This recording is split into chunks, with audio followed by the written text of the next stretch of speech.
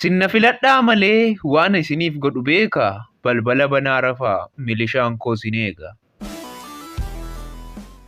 Jabana mallee sana tasa yoo gabaabaate daabboon birreetti lama shaayii iyyuu dabalate. Bara jabana koo immoo lafeen tokko iyyuu hin cabu ija tokkoon allaalaa namuu wal caaluu hin qabu. Yooyyaa harka fuunee akkam jirtu kabajamtootaaf jaallatamtoota hordoftoota yuutuubii Gadaa Tube hundumti keessanuu bakka jirtanitti nagaan isiniif haa ta'u isiniin jecha har'a immoo walaloo ajaa'ibaa waa'ee Abiy Mallasii fi Hayilamaariyaam irratti xiyyeeffatu eenyummaa isaanii walaloo gabaabduu keessatti kan ibsu isiniif qabadhee dhufeetiin jira. Walaloo kana akka jaallattan abdii guddaatiin qaba. Namoonni chaanala keenyaaf haaraa taatan subscribe gochuun akka nu faana taatan isiniin jedha. Gara viidiyoo chaatti sin dabarsa.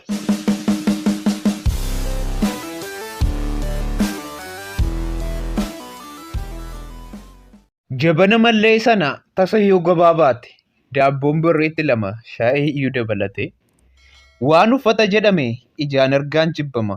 Suufii faashiniin kunuu 600 hodhama.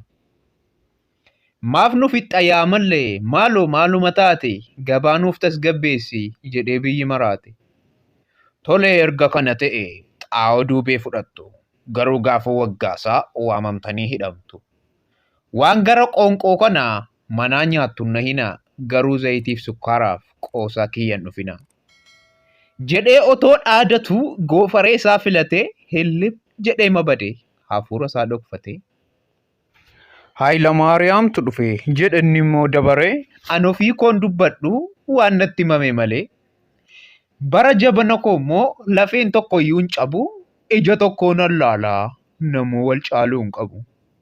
Jedhee xiqqoo haasa'ee hamma beekus dubbatee qeerroon dhagaatti kaafnaan keessaa fiigee gugate.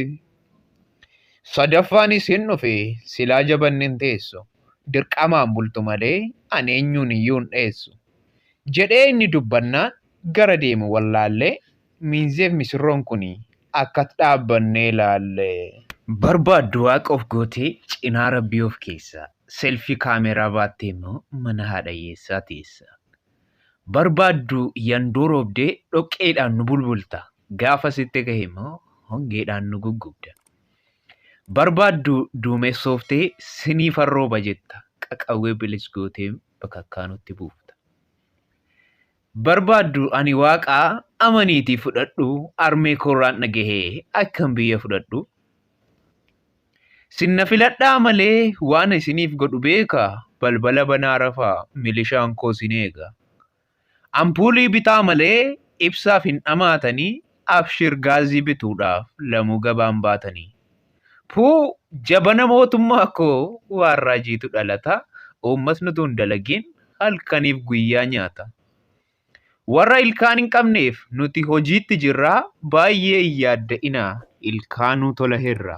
Siin jedhe abbaan roobsaa inni ollaa koo jiru situ beeka baaftuu kee an kana keessa hin jiru.